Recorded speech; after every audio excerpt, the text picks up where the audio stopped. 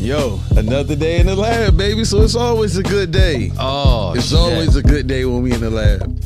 You want policing to be better in your communities? The best policing that you can that can happen in any community are people that's actually from the community and that. Once again, Rick, host BNY Podcast, now known as What Effing Week with BNY Dev. How you feeling, man? I'm in here. What's good, comment section? Yeah. Do we drag our people down when sometimes they don't deserve it? For sure, absolutely. In this situation, this man deserves every single dragging that we can do because this is not an example of us.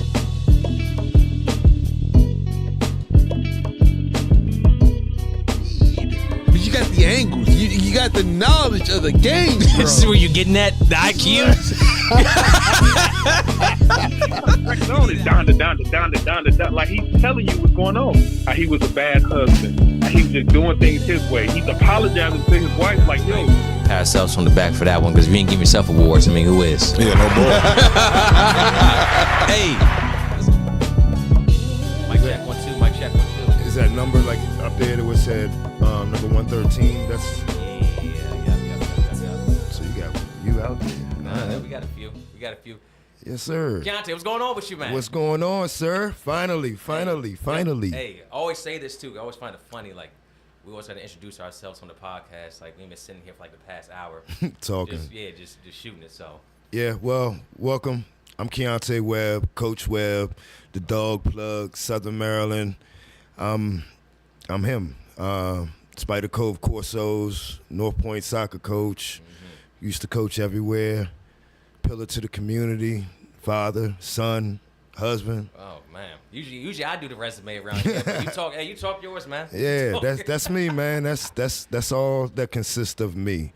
Every day, all day, and just trying to grow with each and one of those titles every day. I gotta thank you because I went back and looked at the messages. We've been trying to do this for almost a year and a half, 2 years. Yep. Just trying to get on the same page, same room. So Yeah, I was talking to my buddy the other day, and I was like, I'm about to do this podcast, and he was like, the one you was talking about last year? Yeah, right. And I was like, just watch, man. Just wait. yeah. So here it is. So for everyone out there thought it was going to happen, or I know there's a few people I talked about for a while back. Now I appreciate it, honestly, the flexibility. I see all the time, and you saw the community, like not even on the soccer field. I know your son, my son's been playing flag too. Shout Yes, sir. out to Reggie, Charles County flag. Smithville. Yeah. Smithville's So, yeah. growing. He's growing that league. I love it. Yeah. But I like that interaction where it's not even soccer out there with us. We see each other. We say what's up. We keep it moving. And it's always been genuine. That's why I'm here. If it wasn't genuine, bro, I promise you, I'd have just been like, nah, I'm good. But I love it, man. Nah. Number love for you. So, hey, let's get started with it from the top. So I get my kids in North Point. Nah. You got to right apply for the get-go, man. Apply for the CTA program. CTE. They have different programs at North Point. If you know, and the thing is, I'm gonna talk about this for my wife get on me, and I didn't really know. Every school has programs. So everybody's always trying to get into North Point for whatever reason. They think we're the biggest, the most precious school around. Is it not? In Charles County? We have the most. We have. The most available for students as far as education and programs, right? Yes.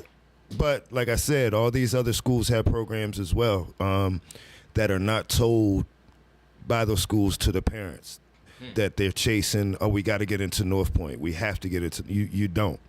We have the biggest athletic program, and I think that's what gravitates everybody to thinking, we got to get over there. We have the nice facilities when everybody should have the same facilities, but it's not there yet. And I think that's where North Point gets that upper echelon talk about that level. Like, hey, we got to be over there. They got this, they got that, they got the stadium, they got this, they got the big. We were talking about it the other night. They got the big basketball course, they got the track, they got this, but get the same education. So that's one thing I want to come on here. I'm all North Point.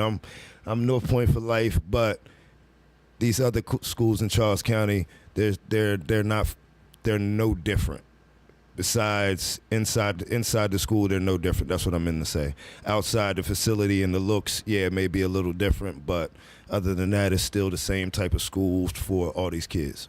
So do you you teach? I know you obviously you coach, but do you do any teaching in the school or anything? No.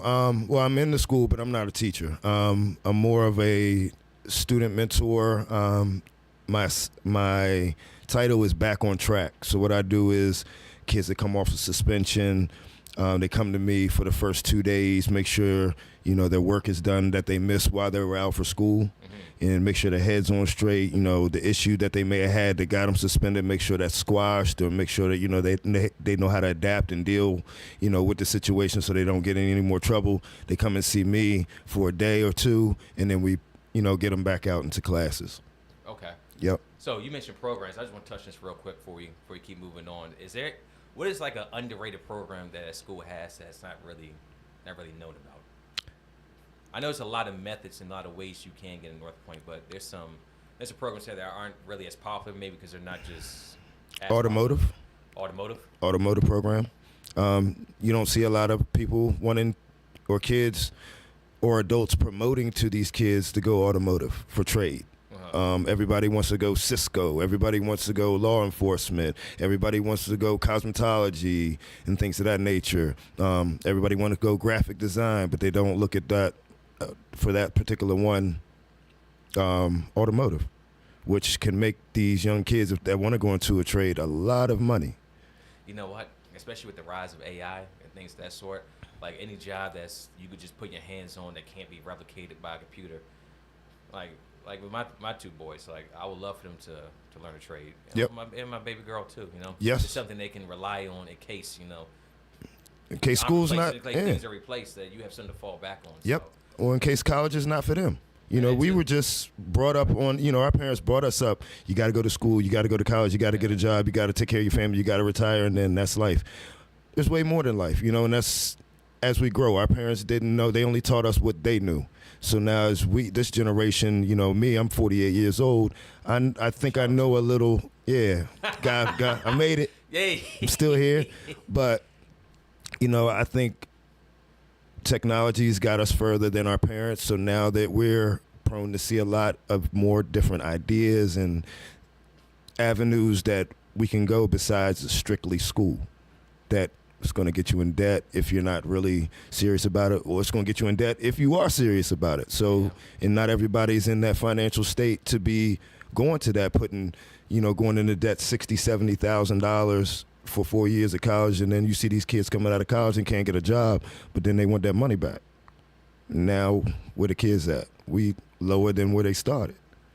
Yo, I think you're part of that process you just talked about. Like, obviously, you made it for yourself as far as coaching. Then we're gonna talk about your Corsos, your kennels. Yes, sir. Where you essentially, and I kind of know your backstory with that one. Right. I won't get to that in the back half of the podcast. I think that's a hell of a. I remember you told me that one. I was like, dude, that's a crazy. You had to pull yourself up from the ground, out the mud. As the kids like to say, and just kind yep. of from there. And so, that saying is true. Yeah. So a man that practice what he preach. Yes, sir. Yo, you in the comment section? You watching too? Share. We got my man Kiante here, myself. My man. Was good. DMV podcast. Erica. I do read the comments too. Drop your comments or questions. She said they did education construction for CTE. See, construction. That's another one. Okay. So automotive construction. Those, a lot of kids are not going into that as trades. Yeah. And that's makes a lot of money too. So that's another thing. Like just a little. HVAC. Yep. HVAC. That's a little hint. Don't go for all of the top CTEs that everybody's trying to get in. If you really, really want to try to get your kid into these high schools that have these programs, and I'm not just saying North Point, but that's the only one in our area. But other high schools in other counties, other parents listening, don't go for the biggest ones if you're really trying to get your kid into that type of environment. Go for the smaller ones, things that sort. So what are like the most popular ones? Just out of curiosity. Criminology and law. Yeah. I said law enforcement, but it's criminology and law, graphic design, in the Cisco program. Everybody wants to get into the Cisco program. I wish I would have. Yeah. I wish I would have listened to my buddy right there, Fifth Alphabet. He got into it long time ago, and he always told me, come on, Key, get this, do this, do this. And I was always that one that just went off left and tried to do 70 other things. You know what I'm saying? He also tried to tell you about Bitcoin back in 08. Sure did. And he always, he tried to tell me about a lot of stocks and stuff, and but we live and we learn. pass knowledge on to the kids and, see what they got from there. That's what we learn. That's what we do. Yes, sir. Yo, so how'd you get started in the game? Obviously, you've been coaching a long time, but it didn't start off with that. Didn't start off with that. It started off with playing. Hey. Shout out to Clinton Boys and Girls Club. That was my first organization that I played with. White and green, right? Yes, sir. White and green. I was born in D.C. I grew up in Oxon Hill just my first couple years when I was younger. Moved to New Jersey. I don't remember nothing about that. Moved back here to Clinton, Maryland. And that's when I played for Clinton Boys and Girls Club before I moved to Waldorf in 1985. So it's been a while, and my first stint here in 1985 was with SMYO. I have forever love for SMYO. Who playing this game through this area ain't at least been involved, at least played against? Hey, SMYO. The reason that I really started playing soccer and really fell in love with it, 1985, I had a coach, rest in peace, Carlos Silva, who ended up being my college coach at CSM. Oh, wow. And we'll talk about that later, which got me intrigued to wanting to coach CSM later on in my life. I played with Derek Dyson. Me and him played. Derek, friend. Yeah, shout out to shout out to my man Derek. I just saw him over the summer. Yes. We was out there coaching. So 1985, he this fat kid, I'm this little skinny kid, and we tore that field up, man. Nah, that's dope. So, you got into coaching at a young age, though. Yes, I did. I got into coaching right out of high school when I went to CSM. So the second year out of CSM, I started coaching back at SMYO. And my guy up there, Ernest, Fifth Alphabet, that's in the comments, knows nothing about soccer. I made him my assistant coach. We had a boys team at SMYO. I just wanted to get my feet wet and, love the game, got the opportunity. And from that point on, man, I've been coaching for over 30 years straight. 30 years. 30. So you've seen everything when it comes to this area. From the lows, the highs, from rec all the way up to the college level. I used to do camps at UVA, NC State during the summers. Like my summers, that's where I would be doing those camps and stuff like that, and come back home coaching the little ones. And I've seen it all, man. Seen it all, been through it all. Yeah. What's as far as coaching the kids, what's like one thing that you try to pass on? And I'm talking just not in the game, but just out the game. Like, we're not just building players, you're also trying to build people too. Correct. So what's something that you've seen with your 30 years that you really try to hit home with a lot of these kids? Accountability. And responsibility, and just being a good person on, off the field. And, growing up, I wasn't that. I was wild. I wasn't disrespectful. I was just very mischievous and wild. And I didn't take the time to just think for a second. And that's what I try to get these youngins to understand. Just take a step back, think, and listen before you react. Because I was always just snapping. And, it comes with age. And I think, these kids, you got to let them be kids, but you got to hold them accountable. You got to make them understand responsibility, respect, and discipline. And the main thing really is respect. And I coach girls, and I have a daughter. So I think it gravitates to me more of making sure these girls have self-respect for themselves. That no man, no boy, no man downgrade them, disregard them in any aspect of life or do anything like that of that nature. And it goes for the fellas too, respecting yourselves, being respectful, to these ladies, to these older people and things of that nature. And that's one thing I think we're missing in this community, and not just our community, just with the youth these days. Yeah, and that's why I try my best, at least, especially with my two, my boys, like, just always try to keep them as busy as possible. Different things on the weekend, summertime, stuff like that. Like, just get you up off the couch. Make sure I know, especially as you get older, I know you ain't running around in the streets doing this and the third. Right. You here do something positive. Results are results. We work to develop to get Correct. better, but I know that there's nothing crazy going on if you're in a structured environment. That's right. No idle time for them to let their minds wander. Excuse me. Yeah, once that thing starts wandering, who knows what happens. Ooh. Yeah. Ooh. We were all kids before. We were all young. So now that we get older, we got to really put that into our kids and beat that into their mindset, you know. And as good parents, as not so good parents, we all got to grow and figure it out. And that's the main thing is these youngins, man. Mm-hmm. What got you into high school coaching? How that whole story come about? So I was, where was I? This was 2000 and. How long have you been in North Point for? This is my 16th year at North Point. 16 years. 16 years. I started off coaching JV. Humble beginnings. Humble beginnings. I had a JV team 2012. I was the JV head coach, and I was assistant coach for my buddy Doug DeCook. He was up there running the program. He started it up there with Ricky and Danny Villagran. They were the pioneers that started North Point, and Doug was up in there. And my daughter was coming in a year or two later, and I was always coaching, so I looked into a position, and they had a position open. I got the JV job. I had that for 3 seasons, came over to the varsity side because my buddy Doug decided to take over the boys' side. I had the girls' side, so we just had the whole program locked, and it's been wonderful. It's been a great growth, the ups, the downs, you know, the middles. It's been a testament to my life, man. You've seen that. So you've been there 16 years. You've seen that school turn over at least 4 times. All sorts of kids come through there. Outside of school, do you get to coach these kids, like travel or anything like that? Yep. You had the opportunity to do that? Yes, I had an opportunity to coach a lot of them and travel, and it was before they even got to North Point. Especially now, I have a girl that she was a freshman last year. I've been coaching her since she was 8 years old. And her parents were always telling me, I can't wait till we get to North Point. And she's here. Like last year, I was like, whoa. And I've had girls at North Point that are mothers now, married, and doing real life stuff, you know. So you got girls on your team that I've known since they were under 10. So I'm like, man, it's crazy now.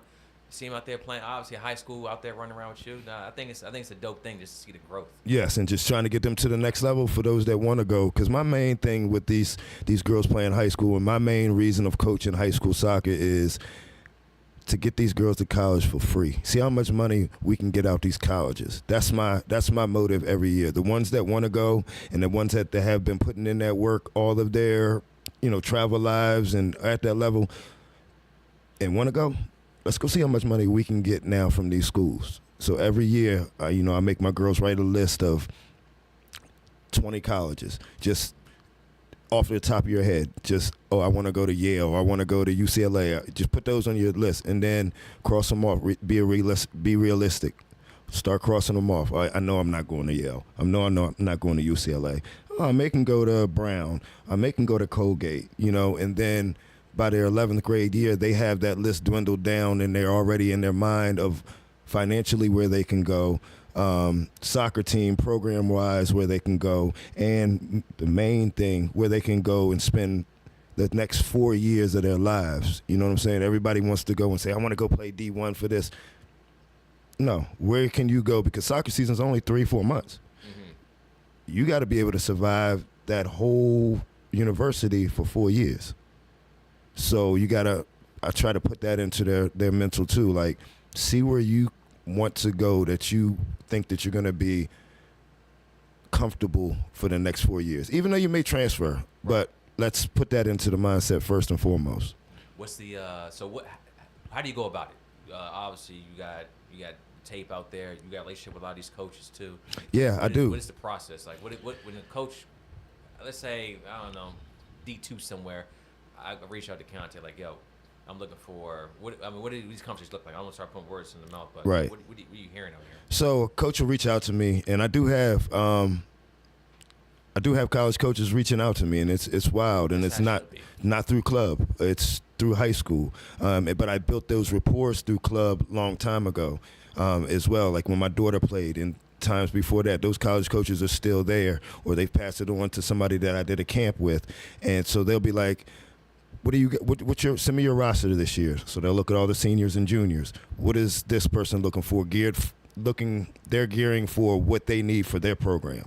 What is this defensive midi, number 16, what she got going on? She in 10th grade. What she looking like? this one here, bop, bop, bop, bop. And that's how we just talk amongst each other, that, you know, the coaches and me, and just try to find a good fit for each student.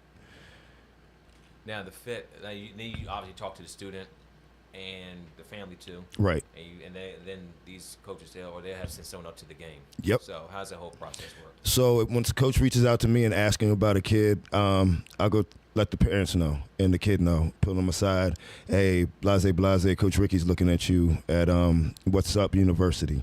And he wants to add you to his program. He think you'll be a good fit.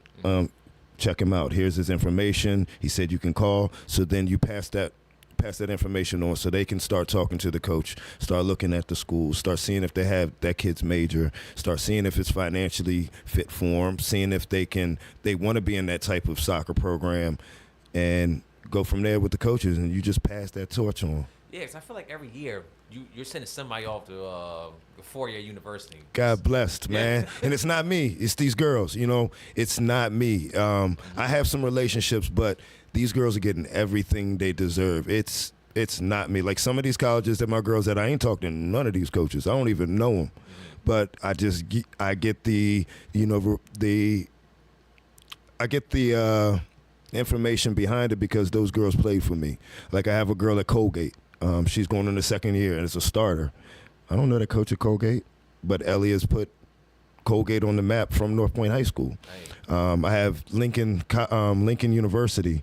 Built a good report, that coach. He actually comes down here to watch North Point High School soccer games. And last year he recruited two of my girls. Two of my seniors are there right now. One's on a full ride. One got a lot of money too. And they're both there about to play. So how does that, you say it's not about you, but how does that make you feel? You sit back 16 years and you watch a lot of these kids that, whether you could talk to coach or not, or had a hand putting them in school or not, but you've been there for it, to at least be the guide and the dart in the room. That makes me feel good, boy. You know, I got a big ego too, but I keep it in myself. It fuels me. Yeah. You know, it fuels me. Like, I talk shit to myself in the garage and to my wife and my friends, like, yeah, this is what I do, because it is what I do. But I don't flaunt it and put it out there. I use it as fuel and inspiration to get to another level. Like eventually, at first I thought I wanted to coach somewhere, you know, on the collegiate level, but I don't think I do. I think I just want to be a part of a program somehow, but I don't know. I don't think I want to be the head coach anymore, but I want to be a part of a program where I can help these student athletes in a university style setting, or be that type of guy that's helping those kids get in from a high school setting to those colleges. So I think that's like a better fit for me as far in as that the future realm. goes? As far as the future, but I don't know. It's just, it changes so much with me, man. I take what comes to me, and I take what I get. And, you know, if it starts working this way, then I dive into it, and let's take this to the level up on this every time. Level up. It doesn't work, you know, try something else and keep leveling up from there. So I don't know where it's going to take me. Right now, I love coaching here, and I've had the chance to be at other high schools. During these years, I've went and interviewed, and I always be like, nah, man, I'm going to go back home where I'm from. And my friends' kids are from, and this is my community. When I say I'm C-Town and I'm Waldorf, that's what I am. So that's what's kept me home and kept me humble, and it's what's raised me and made me into who I am today. Man, it's like speaking of after Martin Luther King at the 1963. Like, one puts it after that. That's beautiful. Nah, man. man. Let me ask you this. So you mentioned college. That you have some interviews. Yep. What was that? What college? What process? What was that process? So that was CSM. I went to CSM. Yeah. Graduated from Lackey. I started in Lackey in 1990. Graduated in 94. Played in CSM. Went to Bowie State. Messed up my life. Seen life. Shout out to Bowie State. Yeah, shout out to Bowie State. Only made it a semester, but shout out to Bowie State. I'm originally like 5 minutes up the road from there. So, okay. Yeah. Yep. I applied and got accepted to Bowie State, but I ended up going to Eastern Shore. I wasn't ready for it. Yeah. I think God didn't put me into college for a good reason. I wouldn't have made it. I definitely wouldn't have made it. I ain't gonna dive into that one. Yeah, Yo, I so wouldn't the have made interviews it. there. So Yeah. what happened? What's going on with that CSM? So, played as Should have worked itself out there. I thought so. Played there, coached around here, had a good interview. Supposedly people put a good word in, but no, they did, and had a good interview. And I just wasn't selected. They had other plans. They went with another guy, and they asked me to be the assistant. And to me, I'm more than the assistant. I've been a head coach too long. I'm in tune with these girls. Like, I know I would have brought in 6 or 7 girls just off the strength of they knew I was going to CSM. They didn't want to go to colleges far and do all that. They wanted to transfer. But since I didn't come, they didn't even go to CSM. But a couple did. But I just knew that I could change the culture there, the girls' soccer program. I knew I would be a good fit. And shout out to CSM, And Dyson coached there too? Dyson coached there, Tony coached there. I played with both of them there. I just thought, it'd be a good fit for me, but God had other plans for me. Shout out to the AD at CSM. But she was very shout out to the AD at CSM. She was very, very very, very nice in the interview, very, very respectful, gave me a lot of love. It just didn't make it. My man, How you Dad doing? right here. How you doing, sir? Yeah. Nothing much. Yeah. Yo, so that's it just wild. happens. You had the whole entire resume for it. You had everything you needed to get the job done. Yeah. But it just didn't work. And obviously that's disappointing for you, but you still able to put the work in when it came to where you were at. Yeah, and sometimes it's not all about the resume. I'm learning that in life too, man. It's not all about the resume. It's who you know and what you know. And if other people got other plans, they're going to go that way, regardless. They're going to go through, the business side, or they have to do these interviews and go through that. But I could have been on the other side where they knew they wanted me, and it just wasn't my time. That's how I look at it. So we talked about you have a relationship with a lot of these, with colleges, things of that sort. What about the other side of it? The youth side of soccer. That's the best part, man. You got a lot. Obviously, myself reaching out to. We talk from time to time, Yep. and I know a couple other my guys too. But how do you see? And you've been a part of that side of the game too. I've been a part of that for a long forever, time, yeah. And that's why I'm open to talk to everybody. Like when I met you, I was coaching at a different club. You were going to coach and play at a different club that supposedly don't like each other, but never stopped me and you from talking and me giving you the real. That's why I think a lot of people get me messed up. They don't like me because I keep it real. Real hurts sometimes. Yeah. What's the scene like? The scene is See it as you've been here a long time. a lot of egos. And it goes from the coaches to the parents. It's more about the coaches and the parents than it is about the kids. And that's sad. And it's not going to stop until we keep talking about it. We hold each other accountable. I can't even say hold people accountable, just hold each other accountable, because we all are coaches, we all are mentors, and we have to understand that it's not about us. Put us aside, man. We had our chance. Mm-hmm. We had our chance. It's these youngins. Yeah, and I've said these things, and I say here, the kids at the end of the day lose the most from it, and not to mention you're already talking about the area that we're in.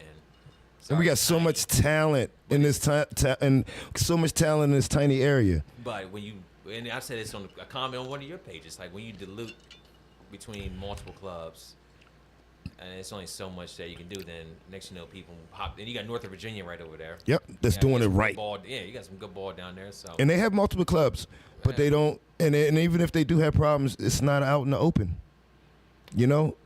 Point blank period. Everybody can work together. We talked about it earlier. Everybody can eat, but it's about the development of these kids. If you eating and the kids ain't getting the development, make it make sense. That's all I gotta say. And when I'm outspoken. I'm very outspoken. So when they hear that, they don't like that. Mm-hmm. And they try to pin it somewhere else, or they try to say, oh, he's got an attitude, or he's arrogant, or he's, talking ignorant. Nah, I'm talking the truth, and the truth hurts sometimes. And we need people to step up for these kids, or it's going to keep dwindling like we see to this day with these clubs around here, every single club. And I done coached in I can't say every club. I done coached at. You've been all over. I've been all over. Yeah, FC all over Charles, Maryland Elite, Calvert. I was at Calvert for a long time. Yeah, people don't know I was at CSA. I was at CSA for a minute. Nah, I didn't know that either. Yeah, I was coaching. I forget the girls. I forget the age, but my daughter was 2000, so I forget the age. But I was coaching a B team over there for a while, and my thing with soccer and coaching, I like to build. So it goes by the saying, I like to take chicken shit, make chicken salad. Mm-hmm. And there's no disrespect to these kids, but we all start out sorry. So I like to take the new ones and build it up. So about 3-4 seasons, we didn't turn it around, and now we went in divisions back when, it was WAGs. You want to see how well you can actually coach instead of somewhere where you got 11 that are already dope. Yep. And then you just sit there basically managing subs and kind of working from there. And it helps me learn how to coach. I was a player.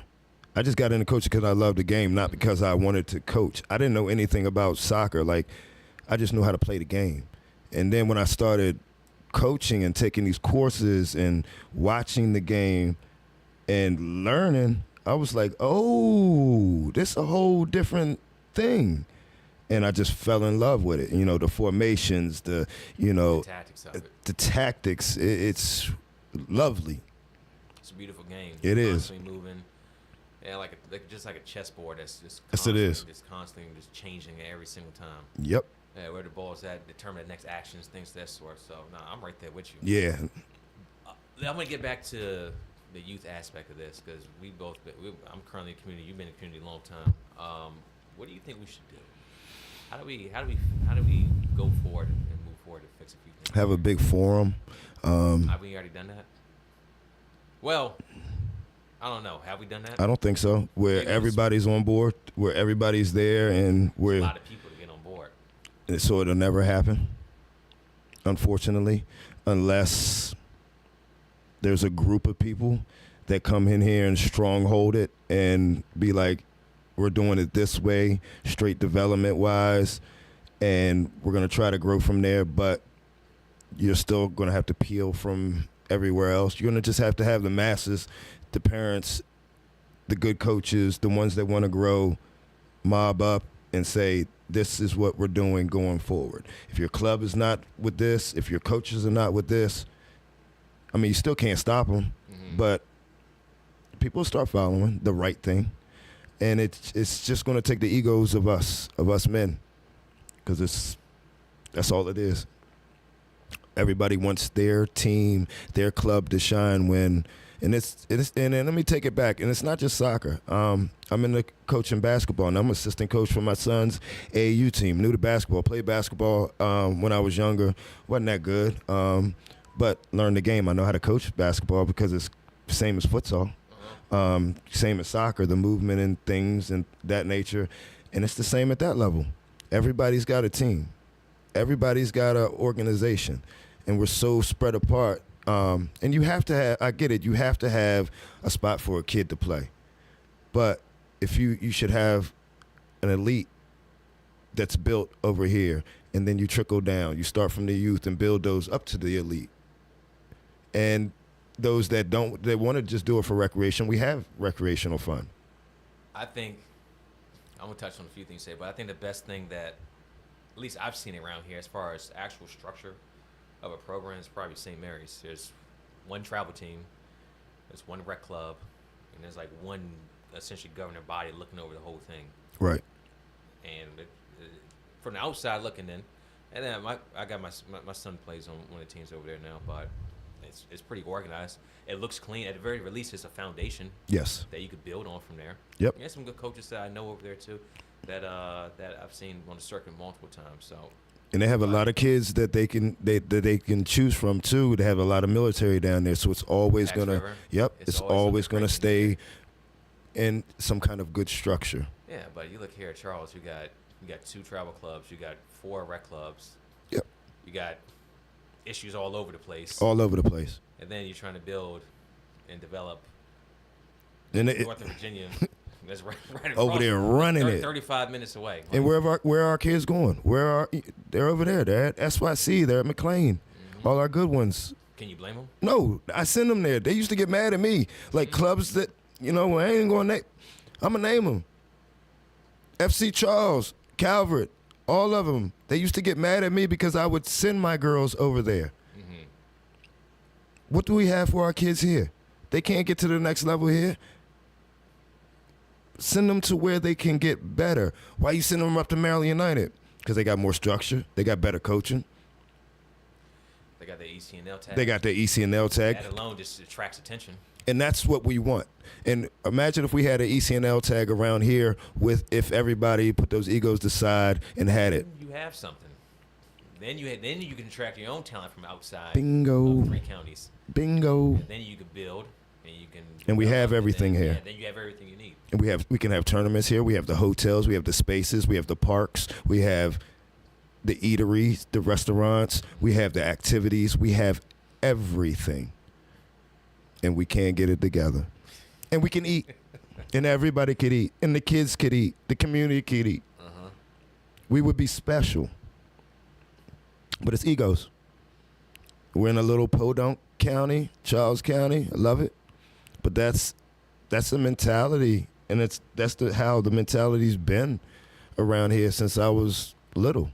We bring up Derek a couple of times, and I was talking to him a couple months back. It was actually a flag football practice, and I was like, "Yo, I don't know, man. Mindset change. A few things changed as far as people structure." Right. I said, Rick, I said the same thing 20 years ago. He did. Ain't nothing. And I've been living this. I grew up PG County, Air Force. Been living here about 10 years. So I'm Maryland for 32 of my 36 years. You've seen it. Got number love for the state, but I don't know, man. It's tough because at the end of the day, I see there's a lot of talent. Like you say, you see the same thing. You've seen it more than almost anybody. Plethora of talent. It's scattered. Plethora. It's here. It's here. Every sport. Let's not keep it on soccer. Basketball, football. Football's here. Soccer, track. Baseball. We got the athletes. Everything's They're right here. Yeah. Go look at these rosters. These Southern Maryland kids on these other rosters, these DeMatha rosters and all of that. We got it. Put the egos aside, fellas. Let it be about the kids. Once we do that, it'll take a while, but it'll be for the young ones. Yeah. Yep. Yeah, and I think of obviously my oldest son's 11, so but I think of my even your young one too. Yeah. Yeah. So he's 9. Yeah. So he's kind of out of that range. We want to get those 4, 5, 6s is just coming in. Yeah, my young daughter's about to be 4. It's for her. Today's the 20th. She'll be 4. Okay. Happy birthday, G. So happy birthday, G. Appreciate it. It's for her. Yeah. So by the time she's 8, 9. And it sucks. Our sons had to miss it. Oh yeah.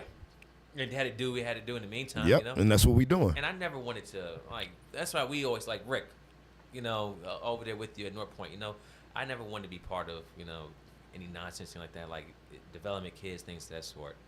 I always try to make sure we're part of that. That's why it's important that, we always had conversations. Yes, sir. At the very least, people see us in the community, talking, shooting shit. It's like, ain't no why they don't hit each other? Hey, why he talking to him? Hey, he FC Charles, he Rush. What? Man, I had a Rush shirt on the other day. My brother-in-law coaches for Rush. I be playing with them people. I'll go to North Point practice with a Rush shirt on. Yeah. I go to FC Charles with a Rush shirt on. Them people be upset. That's just me, man. Oh man. Like for what? Yeah. We coaching the same kids. I got Rush girls on my high school team. I got FC Charles girls. I had, all these girls coexisting on my team, high school. Come on, man. Don't tell you it can't work. And these are not just me, other high school coaches, they got the same thing. All these girls around here playing high school ball, they play on these rec teams. So you can't tell us it don't work. They doing it. Chopticon's doing it. Leonardtown, Dogs, Calvert, Dogs, Huntingtown, Northern. Everybody's doing it. All these girls play together. in some form or fashion. And I think the beautiful thing is that you get to see it at that top level too. Yep. And they just just kids. You know what I mean? They don't know. They ain't getting involved with all that nonsense. It may be some talking from back in the day, but it's all fun. It's all love. You know what I mean? Competition. Yeah, that's it. Yep. Yo, so you talk competition. I'm glad you brought that up. Oh man. I saw your post the other day, and I'll make sure that we talk on it. Okay. So hold a second. I got it right here. So you're talking now. I'll just leave it at the level you're talking about. You decipher, but you said for all these top-notch teams or organizations, is a competition help your team get better? Are you content with just playing and no disrespect to upper quality teams? Are you putting your student athletes in uncomfortable situations to learn and grow from? I'll just leave it right there because you asked a lot of questions. I did. What inspired this, and how do you answer your own questions? Man, my mind goes a million miles a minute. I use this Facebook platform for use it well. For what it's supposed to be used. TikTok? Yep. Twitch, Kick, we need all that, man. I need to get all that, but I got Twitter. I'm not on there as much, but I use Facebook because I do it for business. I do it for community. I do it for family. I do it for myself. But I put those questions up to ask myself at times, like whatever comes to my mind. Sometimes it doesn't have to be about people. I'm just thinking of something, and I'll put it up.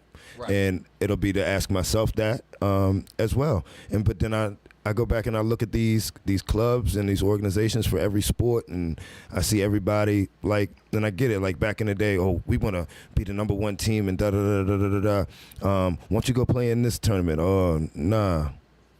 We want to stay over here and be the number one and beat up all this, these other little teams and not grow. I've seen it, and it put me into a light. It doesn't change. And it's got to, and it's every sport, because I wasn't even talking about soccer. On that one, I see it a lot. I see it in basketball. On social media. We beat them 87-2. Oh, man. We won this tournament. We were 6-time champions. Okay, why don't you take your kids to the next level so they can get beat up, so they can grow and grow and grow. Put them in higher. Learn how to lose. Learn how, because that's a big problem. Yeah. Your kid can't learn how to lose. It's going to be a bad problem. Yeah. My son, for one, that boy cannot lose. He just can't comprehend the losing part, but he better get it quick. Mm-hmm. But if he's in another situation where he's always winning and there's no, it's fun, son. It's fun, yeah. They do. Sundress, money in the bank. You know That's it. And then when you lose or some adversity hits you in life, then what? You don't know how to deal with it. How you deal with that? What? You sure? You don't. They don't know how to react. Nah. So that was the main thing. Like, let's challenge our kids. If you see you're doing this, like when I had the Calvert team, and the good thing about it, they had divisions. So every division was better quality. So we would win, go to the next division, win, go to the next division, win, go to the next division. Okay, well, let's go from WAGs to EDP.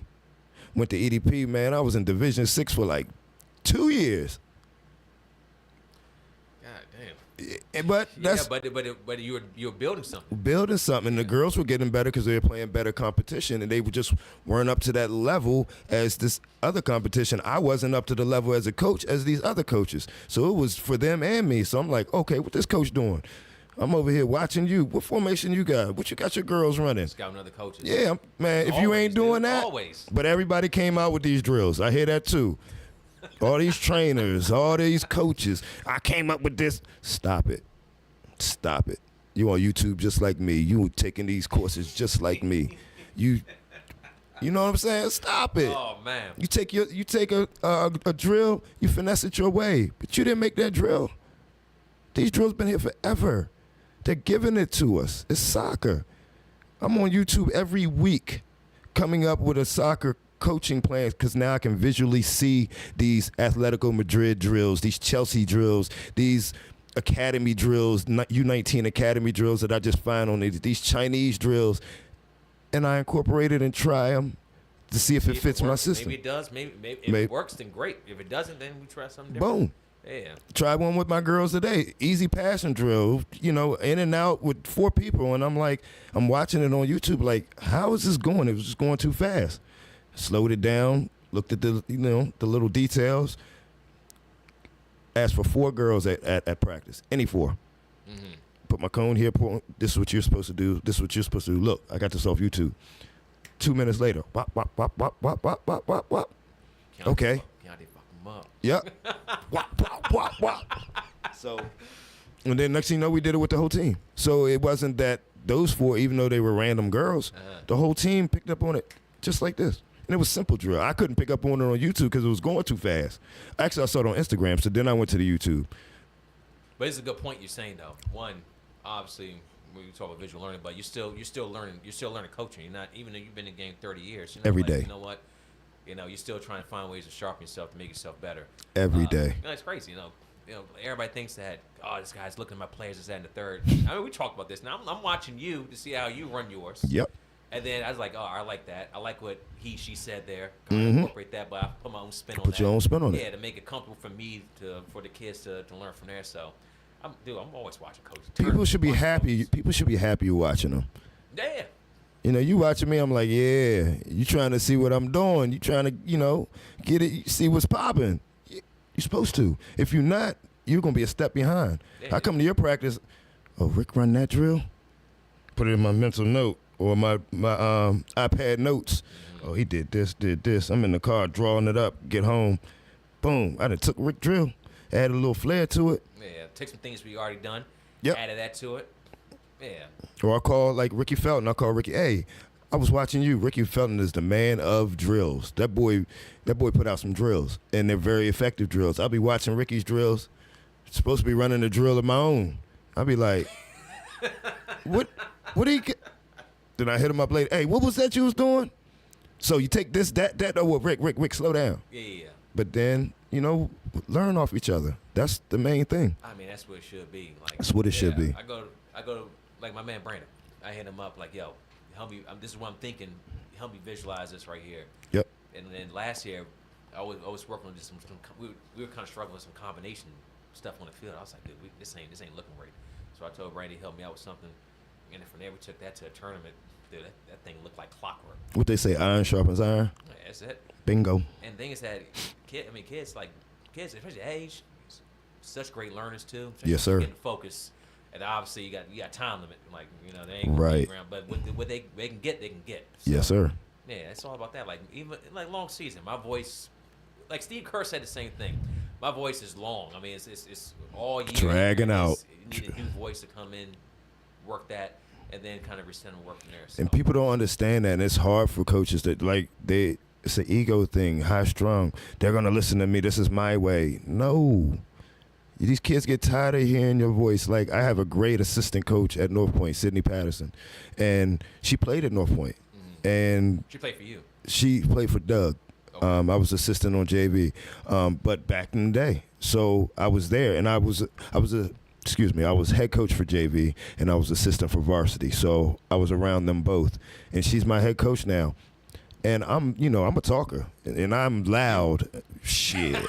I'm a talker, I'm loud, I'm very, very vocal, so I know my girls get tired of it. Yeah. So sometimes, and it helps me try to shut up sometimes. I sit back and let Sid do it, or I sit back and let Rick talk, because they got to hear from different voices. There's different. They see stuff differently. Sid sees stuff differently to me. You see stuff differently to me. But we may be talking about the same thing. You can just explain it a different way. Because I'm on your ass. Yeah. I'm on your ass. You can ask my girls. And also, that gives opportunity for me to sit back and just kind of just watch, observe a little better. Am I actively coaching? Yep. Am I actually observing everything I can? And that's part of coaching. That's helping you be a better coach too. Yeah. I didn't know that for a while either, because I'm always in tune. Doing this, putting the drills down, watching. I can't really sit back and really see the bigger picture of the whole. Judge and see how it's actually moving, how it's working.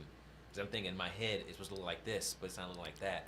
Versus me just like, all right, now we kind of have an idea what to do. Now I can sit back, somebody run it, and I can just kind of oversee it. Then from there I can add a few points, and then we can just build something better. You just said it. You stop. That's what they teach you in the courses, right? Give coaching points. Yeah, coaching points. Wrong or right. Freeze. Yeah. Like I did it today. They were knocking that thing, boom, boom, and I was like, stop. And they looking like, what? I'm like, man, that shit look good. Go ahead. And that's important though, because it's not always just confidence. It's not always just, hey, you did this wrong, did that wrong. Yep. And it's girls too. You gotta build that confidence with women. Girls, women, all that. You have to build as a man, you got to build their confidence. We naturally have confidence. Sometimes they struggle, and females as a group, you know, a couple may have it, but if you keep feeding them that, boy, it's nasty. Next you know what happens. You feel good, you play good. Feel good, play good. Yeah. That's what Deion Hey, said, right? practice how you play too. So it all starts there. Yo, so we're about an hour in. I want to switch up to talk your kennels here.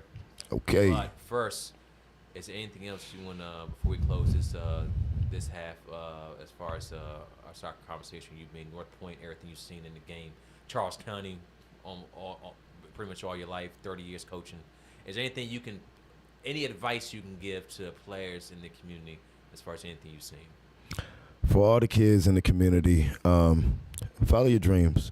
But when you follow your dreams, do it to the utmost of your ability. Don't just go in there and half-ass. That's what I tell them. I got the saying, it's right here, boog. And people always like, bug, what? Boog, ball out or go home. Hey. And that's whatever you do in life. Do it to the utmost of your ability.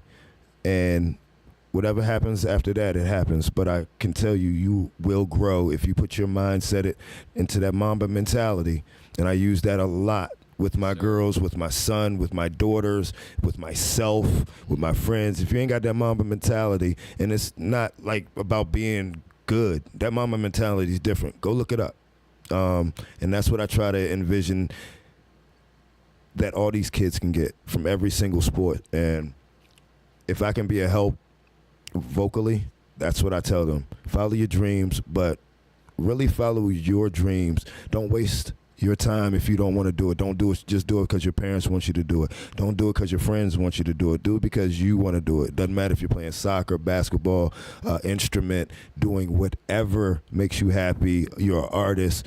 Man, do that shit 1,000%. Excuse my language. I know maybe some kids on here. We're good. But do it to 1,000% and watch where it gets you. And I wish I could tell all the coaches, you know, in every organization, like, really, let's just put the egos aside. Think of it from kids' first perspective, development, and understand that we're in a community where we are wealthy. We're in a very wealthy community where we can teach the best education to these kids in school and on these courts, soccer, football, basketball, volleyball, baseball, anything. And just understand that it's about them, put them first, and watch how stuff changes. Put our egos aside. We gotta work together on the side too. You have to. There's a lot we can do. At the very least, you know where I'm at, where you're at. You know, there's a lot of conversations we can have, especially as these players get older too. So. Yep, and I have some stuff hopefully coming soon. I hope he didn't think I forgot about him. Last thing on the soccer side, Ryan Russell. Great. Shout out to Ryan. Man. Just with the man the other day. Dog on the field. His training is when it comes to coaching too. Dog when it comes to coaching. Actually, they'll be there this week. Yes, sir. You hear that, Ryan? I know you're watching. But yeah, we were supposed to talk last year about getting together and doing some stuff together. Like, I haven't forgot about him. We're definitely going to do that. But great dude. One last story about him. I played soccer with Ryan one time. We played on this little independent team where you can, I forget, it was some tournament you can win and go play somewhere else. So some guys from around here. And all I heard was Ryan Russell this, Ryan Russell that. And I knew he was nice, right? So I played defense, and Doug was with me, the coach from North Point. We drove like 2 hours for this game. Man, I don't think we were losing, but Ryan's up top. I'm in the back. Woo, woo, woo. Ryan's not having a good first half. I'm talking trash around. This the Ryan Russell they talking about? Woo, woo. Oh, my God. I thought you could do this. This man was getting so upset, right? And I know. Right, oh, what up, Ryan? Hey. I don't know if you remember this, but he was getting so upset, and I just kept, that's me. I'm on your ass, especially if I know you good. Mm-hmm. I'm riding him. Boom, boom, boom, boom. You can't do this. You can't do that, man. Second half, Ryan came out, put 3 goals in like 15 minutes. I messed up in the back one time. He cussed my ass out. You can't play no D. I got to carry this team. And I was like, yeah, that's the Ryan I know. But shout out to Ryan Russell, man. He was the man. He is the man. Oh, yeah. His skills were impeccable. Little Rooney is what I used to call him. Yo, still is. Yeah. Still out here balling too. So salute to the homie, man. Yeah, for sure. Ryan, we gotta get you on here, man. You definitely got to get Ryan on here. Yeah, public pressure. Don't worry about it, Ryan. Come on, man. I come with you. Hey, we do it. Yes, sir. Yeah, we do it live. Yo, Spider Cove. Yes, sir. I want to know the story. I know the story. You told me, but I want to hear from the inception, the idea behind it. What led you to that? Now, you got your own kennel business. Very successful when it comes to your Frenchies. You got you talk about the Corsos too. Connie Corsos, yes, sir. What other dogs do you have? Just those two. Just those two. Okay. Yep, the Connie Corsos and the Frenchies. All right. So how did you start? What led you to starting your own business when it comes to the dog kennels? Always been a dog lover. Had pets growing up, dogs. That's usually how it starts. Yeah, for sure. Mutts, and no disrespect to mutts. It's all love. Still love them. Any type of canine. So we had family dogs and things of that nature. Somebody talking truck. Ryan said, "Set up, yes, sir." Hey. We got you now. You said it. It's on here. Hey, everybody, take a look at that. But was always in love with dogs, and my uncle, he's from Tennessee, Memphis. My mom's side's from Memphis. He used to breed Rottweilers back in the day, and I used to go to Memphis every summer, and would go to his house and with my cousin Marcellus, and see my uncle Doug out back with these big ass dogs, bro, like big ass robust dogs, and I never knew what it was. The Rockweiler, you know how people call it, those Rockweilers, right? So he's there, and I'm like, I would never go out there. He's out there training, doing anything, and then he breeds, and I was like, I want to do that. I want to do that. I want to do that.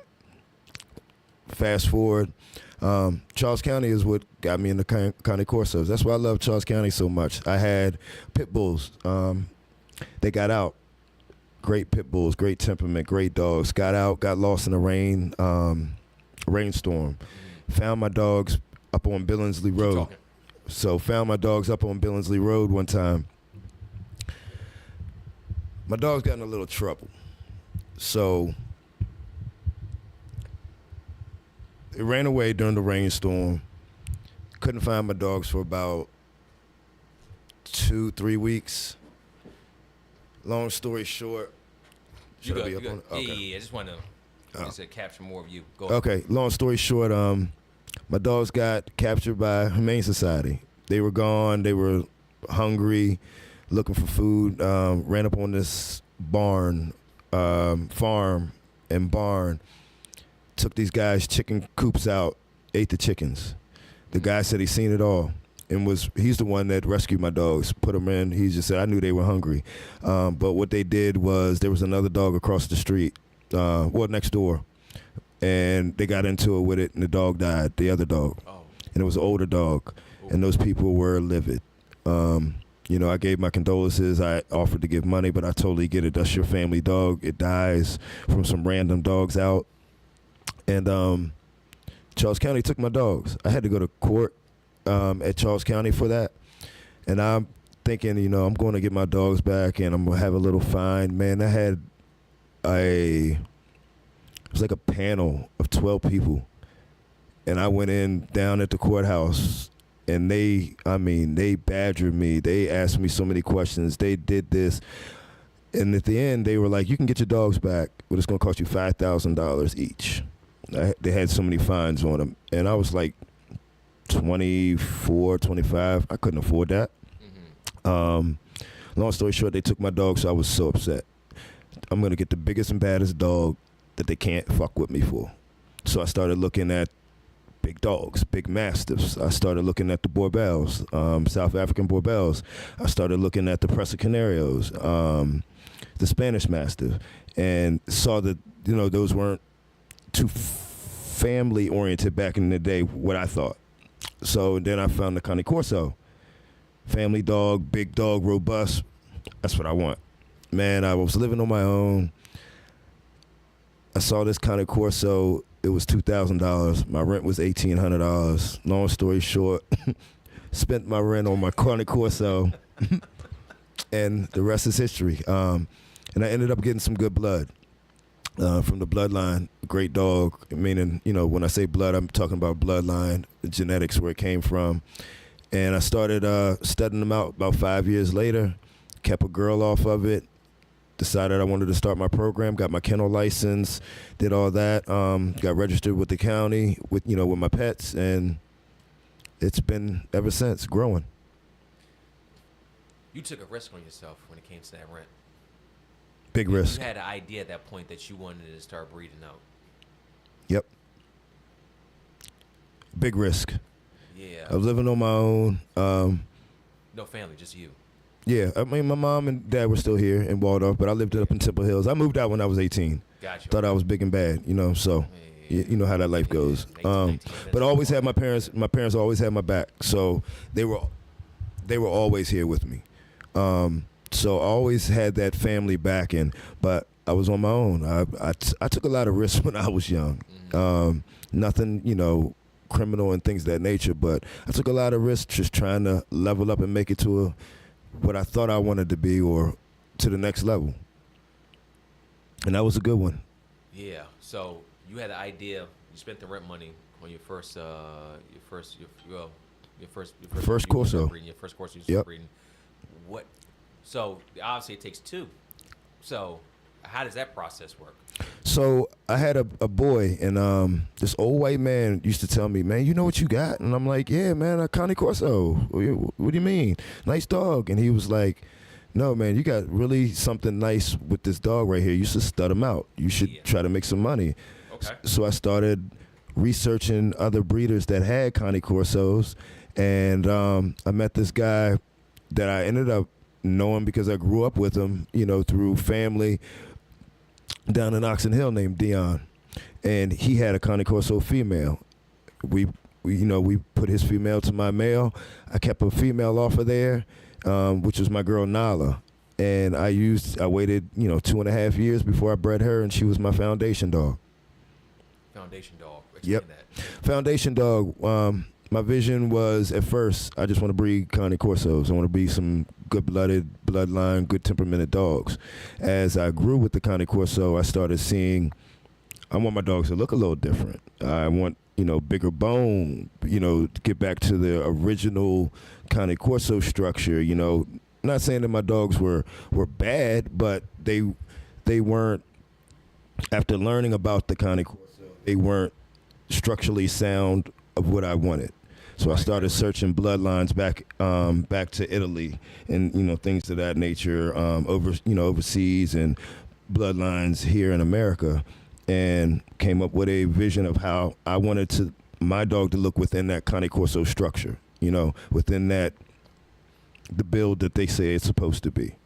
And from there, I used Nala and was breeding her with different studs so I can try to get a bigger dome, get a bigger, body type, bigger muscles, and things of that nature. Is that essentially creating your own breed? Mike, creating my own line.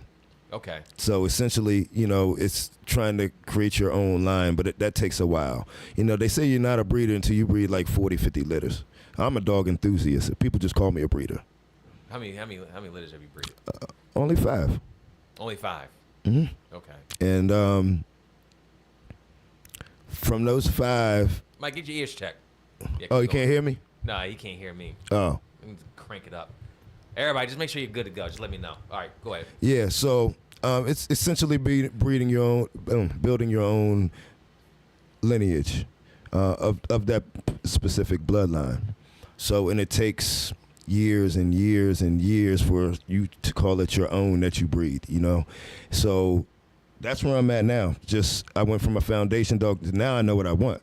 So I went out and spent about $15,000 on some new bloodline that fit my vision, which were females. And my buddy got a male.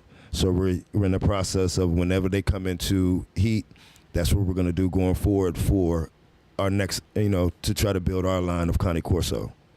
So who authenticates the bloodline? How does that whole process work? Well, the bloodline is authenticated through, say, AKC or ICCF. That might good over there? You need me to adjust it? Yeah, it was done. See if you can say that. See if you can get it closer to you if you need to. Flip it around one more time. Flip it around again. Other way. Oh. Yeah. I should tighten that for There we go. Go ahead. You keep talking. I'm going to adjust for you. Okay. So the bloodlines are really already set. You can check in AKC and ICCF and really figure out what you want what type of bloodline you're looking for, what type of breeders you're looking for, what type of dog you're looking for, and then that's when you search and try to find those breeders and get a puppy off of there to get into your program.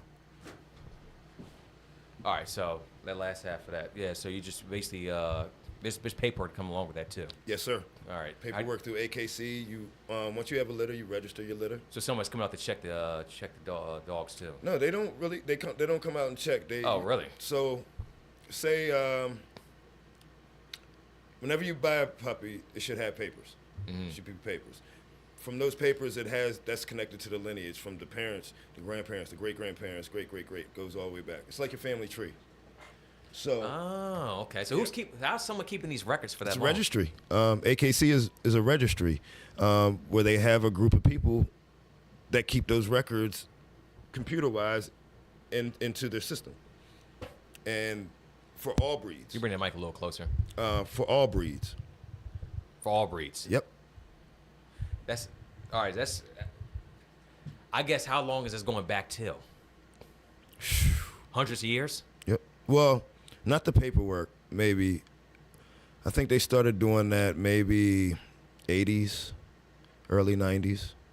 So all the way back then. But everybody registering. And I'm talking about, like, Pitbull have their own registry. American Bully Kennel. I don't know the name, but everybody has their own registries. We can start a registry, Just right now. Yep. This dog came from this, and as long as we keeping records and people, putting it in where these dogs come from when they're born. So I can take a dog from Charles County Humane Society right now. Well, obviously they're fixed, but Right. say if a somebody just gave me a dog, like 3 years, not fixed, and I could let's say it was a boxer, and then I don't know, you said Rottweiler earlier. No. No. Got to be same breed. Same breed. Yeah. So you just take all the Rottweilers if you want to start at a Rottweiler registry. I can't create my own. No. Okay, that's Yeah. just a mutt. Yeah. No paperwork for a mutt. No paperwork for a mutt. But it's all paperwork for dogs that come from, how I put it, come from, just the backstory of the family tree. They keep all those records from each puppy. When you get a puppy from me, you send it in to register your puppy with your puppy's name. They'll send it back with a registry number. You got this puppy from Spider Cove. Your puppy's name is blah blah blah blah blah blah blah blah. So they have that from every other breeder from when they started those registries, and it just keeps it in. It's supposed to keep it intact, so you know where you get your dog from, what type of bloodline you're getting your dog from as well. That's crazy. Somebody that far back, and then you just constantly just keep these things going, and constantly. Now, how do I know that? How do I know the bloodline is? I know it's thoroughbred we're talking about right here, right? Right. So how do you know that? It's just all the paperwork. There's no like blood tests or anything. You can do blood tests now. That's just started to come out, but it's really off of that lineage paper and really studying and knowing the breeder, looking from where that dog's mom's mom and mom's mom came from, so you can start backtracking where these actually, who started six lines ago, great greats, then come up all the way to great grandmother to mother to your dog. It goes back that far. It's crazy.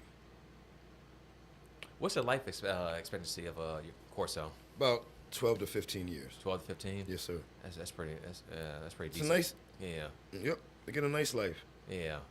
How many dogs have you had at one particular time in your house? Oh man. Okay. So my first litter was 15 puppies. Yeah, I saw that. I think my wife might have put that up. Yeah. That's my mom called. 15 plus the 3, so about 18 dogs. 18 dogs. 18. So both parents and just puppies. Both parents and puppies. So and another, one. I had 3 dogs at one time, but yeah. So you met Layla tonight. Yes. My brown boxer. So I told you she had a litter a couple years ago, and she went underneath our bed. That's where she felt the most comfortable when she had her puppies underneath there. She had 4 of them. So like the first 3 weeks, we had to wait 6 weeks until, I don't know, is that pretty standard with or 8 weeks? 8 weeks. I think it was 8 weeks in. For 3 weeks, she was a perfect mom. When week 4 hit, she was done. Yeah. Is it the same as that? Accurate. Why is that? Dogs are feeding on those nipples 24/7. They are? 24/7, you know? When they're born, they're on the nipples. She got 8. They're on it. 4 weeks of that. Cancel Christmas. That's the best way I can explain it. Yeah, that makes so much sense. But it was like man, you gotta feed you gotta feed them, girl. Like, what you doing? But after week 4, you're supposed to be weaning them off of the mom. Start feeding them. It's called mush. So I'm using goat milk. So they're getting make your own. You make your own. You take the kibble, you mix it with goat milk and your little vegetables and things of that nature. So you're weaning the dog off of the mom's nipple to get ready for the regular food. Because once they can't have milk forever. You know, they're going to their new homes at 8 weeks. Mm-hmm. So it's called a weaning process. Just like your toddler or your kid, you know, you wean them off the bottle and give them soft baby food before you start giving them the hard food. So it's the same thing with that. But that's why after 4 weeks, she like, no, stop, no, and that's all they know, and they got teeth now. Yeah. So it's no longer the sucking. They're using the teeth to grab onto her, and she's not having it, and that's why she gets irritable and things of that nature. When the mother, obviously, all she's known is you. She has a new litter. How does she act when you're around the puppies? I know somebody different. Like if I walk up, you know, it'd be a problem. It's a problem. If you walk up, is it a problem still? At times, but not a problem. She's just being very protective. You know, she'll growl. Yeah. You know, I've had her snip at me one time, and I'm like, "What the fuck you snipping at? Like, you serious?" And I'll buck at her back, but I just know she's just irritable. But no lashing out and biting you or, you know, attacking the puppies or anything of that nature. Okay. So, but you do it. All dogs are different. Some are terrible mothers. Some are great mothers. Some, when they come out, dogs looking at the puppies like, "Yeah, all right. what you want me to do?" Now you got a bottle feed. Are you serious? How them puppies gonna eat? Yeah, it's true. But how does? Yeah, I guess it's the same principle as the nipple. So you got a bottle feed, and say like you got. And you up at you got certain times that you up all night or doing this night, or boy. All day. If you got a big litter like that, you up all day, all night, feeding it every 2 hours. If you have to. It's like a baby. It's just like a baby. Just like a baby. Make sure it's breathing right. Make sure it's not congested. You know, you're cleaning out the nose, and you know you're doing a lot. Mm-hmm. I mean, we can go in depth, but you're doing a lot just to keep that baby alive and thriving. If the mother doesn't do it, you know. So it's a lot. Let's say I'm from Texas. All right. I come across your page. I'm in the business for a Corso. Mm-hmm. All right. What is the process of you getting the puppy to me? First, you have to go to my website. You know, you go to Spider Cove. What's your website? www. I cut you off as soon as you said it. SpiderCoveCorsos.com. SpiderCoveCorsos.com. All right. So you go to my website, send an inquiry. We're looking for a Kiante Corso maybe in the next 2-3 months. Okay. I'll let you know. You know, if we're having one, if it fits your family. You know, let us know. These are the dogs. I have pictures of the dogs on there. These are the dogs we have. Right. You purchase, you do a deposit, which secures your puppy. If you live over there, you want to come get it, come get it. You want me to bring you your puppy, I started a courier service because people were asking me. You curry, personal. Spider Cove Couriers, where I take the dogs on the plane, bring it to you, and I'm doing this frequently now. I just went to Maine about 6 months ago, dropped the puppy off. Okay. Had a client from Maine, good guy named Gary, bought a Corso from me. So they take care of the flight, and along with their puppy rehoming, and I hand them the puppy at the baggage claim. Talk for a couple minutes, and I'm out. But I build that rapport those 8 weeks before. Pictures, all that. Pictures, videos, so you're not. There's a lot of scams going on. Mike asked something about health issues with in the breed. There's a lot of health issues, and that's why it goes back to what we were talking. You always check the pedigree, always check the bloodline. Make sure the greats didn't have any genetic issues that carry on to the next kid, to the next kid, to the next puppy. You know, I said kid, but to the next puppy. That's why you have to do your due diligence and your research. So that's got me thinking, how you do vet visits with all these puppies? You got 16 in your house. Got to split it up. Got to split it. Yep. Quarters. Four at a time. Four, because you can't. So with that, with the vet, with those puppies, four. Oh no, you can't get in for 3 months. Oh, these puppies are 5 weeks. What you want me to do? They're going home. What do you want me to do? They need shots. What do you want me to do? That's what I do. Start studying how to administer shots like a vet. Where can I get these shots? Things of that nature. Anybody can go. You can go to Tractor Supply now. Excuse me. Yeah, you can. You can get your own. Yeah. Get your own boosters. And you cutting the cost doing a lot of that too. Cutting the cost. Just got to know how you do, and it's easy. I wish every dog owner would know that. You don't have to go to the vet unless there's something really, really. No certification, nothing. You can just administer your own stuff. So what do I do? Like, like every year you have a plan? What you Quarterly. Quarterly? Yeah. So after the dog gets a rabies shot, every year they should get another rabies shot. So the dog gets their first shots at 8 weeks, 12 weeks, then 16 weeks. Those are like booster shots to help them build immune system and things of that nature. Same as kids.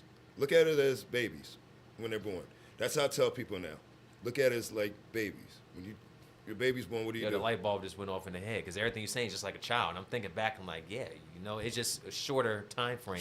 Time frame. Yeah. Yep. So you get the vaccinations. By the 8 week, the dog's going home. 8 week, the dog's going home. My client, it's in the contract. You must take this dog to the vet. Mine says 72 hours. Just to, once you get the dog from me, you take it to the vet so you know you have a clean bill of health. If there's any issue with that dog in that 72, well, I give a 2-year health guarantee. But 72 hours, you take that dog to the vet. He's saying, oh, this dog's got worms. So, because all dogs have worms when they're puppies. He's still got worms. We got to give him this. Let me know. I front that bill. Boom. That dog must go back at 16 weeks to get his rabies shots and his last set of boosters. From there on, you give once a year for your rabies. You can give, if your dog has allergies and stuff, you can get stuff like that prescribed from that when you may have to go to the vet. But you may not because the dog has allergies. Think of a kid. Where you get your kid? Like some children's Benadryl, something like that? Same concept. Bingo. But you don't notice until you learn YouTube, you read and find out different stuff. So what I did with that is, I can do all this, but I want to be legit to where nobody can come in here and say I'm doing some illegal practices and, I'm backyarding this and doing that. Try to get you shut down, whatever. Yeah. Report the county, things of that sort. You know how the county is about dogs. Yeah. I went to school. I'm in school now to get my vet tech certification. Congratulations. Thank you. Yeah, absolutely. I started my business. I have a business, Spider Cove Consulting. I didn't do anything. So you got the courier, you got... It's all under that. Oh, so okay. Spider Cove Consulting has Spider Cove Corsos, Spider Cove Frenchies, courier service, dog walking service. Dog walking? Yeah. Oh, man. Yep. All of it. Reproduction side, I'm getting to the reproduction side where I do everything. I do artificial inseminations. I've done that plenty of times. What is that like? Whew. Boy, you gotta love it. Yo. You gotta love the game. Yeah. That's all I gotta say. Gotta love the game. Oh man. It's you committed. Ain't nobody gonna take that away from you. It's hands on. Yeah. Oh my God. I mean, getting down and dirty. You literally. You a full hazmat suit like Walter White, all that, gloves. Let's go. What up, Reggie? Yeah, I do AIs. I'm getting to checking sperm motility. That sounds even sicker. Pulling the dog, getting the sperm out the male, putting it under the. Hold on. You Hold on. want to talk about it? Let's talk about it. Let's talk about it. Look, I'm gonna ask this one time for everybody. Just for podcast purposes, how does that work? Okay. What do you do there? So what are you doing? Give what like you're a doing magazine is, you get your gloves on. They got this bag, sperm catcher, basically. You get a female that's in heat. A male, he's on it. You already know that, right? Right. Yeah. As soon as he gets on top, pink thing comes out. Yeah, Wrap that bag around it. He's letting off. Oh, you got to get it right in the middle of the action. In the middle of action. Or if there's no female around, you got to stimulate that male. Yo, hold up. How you doing? You getting on your phone for like 30 minutes and just let watch this video, dog. This special way, you grab the dog from, back where his testicles are, a little part, the sleeve comes out, pink thing. I'll show you on your dog. Well, he came for the pound, so he ain't got none. Oh, okay. Well, his pink thing still come out. Yeah, it does. It does. But so that you collect the sperm. Yeah. Anybody else hearing this? Just out of curiosity. Listen to it. and you do that so you can check the sperm motility. See how much with these purebred dogs you're trying to make the best dog. You want to make sure this boy you're using has strong enough sperm to get this female pregnant. So they have this thing called iSperm. Like iPhone. Okay. It's I. You put it under a little test and it shows you all the live sperm, all the sperm that just goes in a circle that's not going nowhere. And it shows you that. And then you can be like, okay. You could test it like right there. You had to send it off, or you test it right then and there? Test it right then and there if you had a machine. Take you about 15 minutes. I'd say it's a lot of trouble and work on the other side. What you mean? Like now you know that the sperm, it may not be good, so we're not gonna use that stud. Yeah. Yep. Or we'll give that stud some supplements. Try to like a man. I'm telling you, think of this dog stuff like humans. That's what has helped me. Even when the bitches get pregnant, you want to give them supplements. Like they need stuff to help nourish, help build, colostrum, help build milk during their pregnancy for these female dogs. You got to do it. Just like when your wife was pregnant, she has to go to the doctor to get these prenatal vitamins. Same concept. Yo, this is wild. I ain't gonna lie to you. I ain't know exactly what. I knew you ran the business. I knew you did a lot with the breeding side, but I didn't know it was. That's the next steps. You full on do everything. Like nothing you don't do. I'm just learning. Because I got tired of just breeding. Anybody can breed a dog. Anybody can let two dogs get stuck together and go. Not a lot of people know how the reproduction side, the whys, what can happen is the little stuff, and it intrigued me. And I'm like, okay, I'm running this business. Now I can sublease myself out to myself. That's why I'm doing this vet tech. For one, for the cert. For two, I can sublease myself out to my county. To my company. So Kiante Webb is coming over to do these services for Spider Cove. I'm eating on both ends. Money all in the family. That's what I'm trying to keep it. I'm learning business, man. And that's next. After the vet, I'm going to take some business classes so I can really learn how to be a businessman. Really grind out that. That's my next thing. Yeah, because even though obviously you're saying it, it's somebody's got to do the work in order to get the results. Yep. So you say at the end of the day, why not me? If I'm already here, if everything I went through with the county, with the dogs in the past, inspiration for that, my love of animals. Right. Why not just see the whole process completely through? Why not? Nah, I respect it. And it's been a dream, what I'm saying? And, Oh, watch your hand with the mic. You good. Yeah. It's been a dream, so why not take it to the top? And I love it. And I'm 48. So trying to just make a way for myself, my family to be financially set, stay healthy, keep God first and keep it moving. Love to see it. Yo, Mike said they get stuck. What happens in that process? How do you unstuck them? You can't. Once they stuck, you gotta wait? You just sit there and wait. Once he goes down, once he's stuck in there, he's stuck. And that's why they're just standing back to back like this.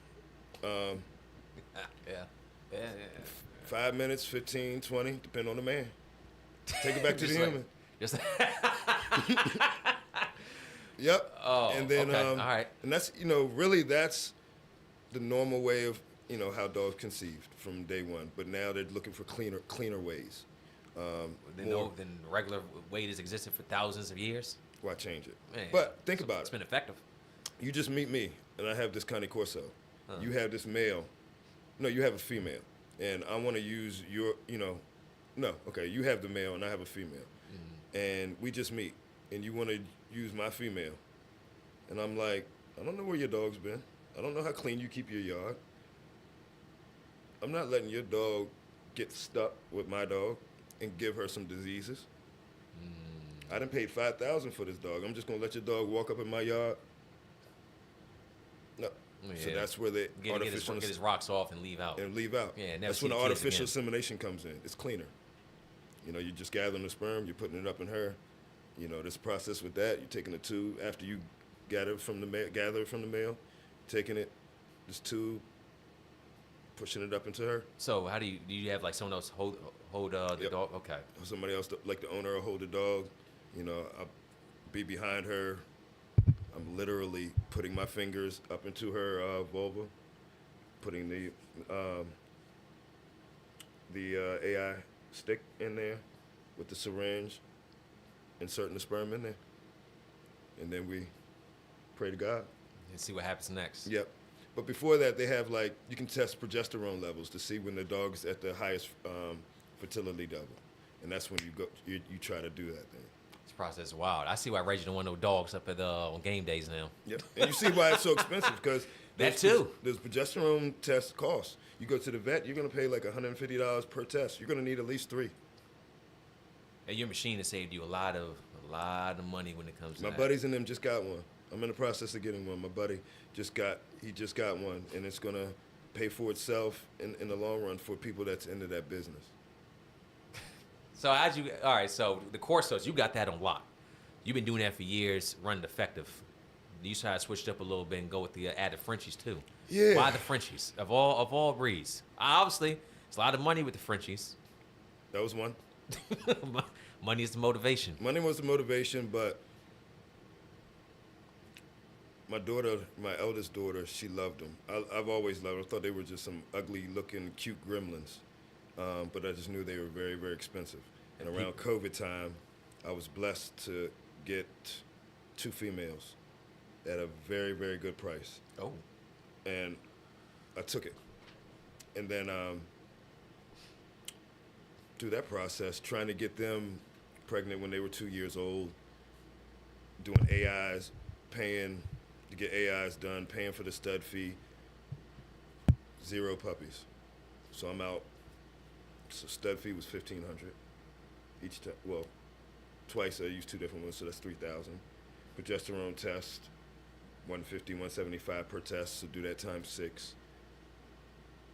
I was like, I'm gonna go get a male. That way I don't have to go out house anymore. Got to outsource anything.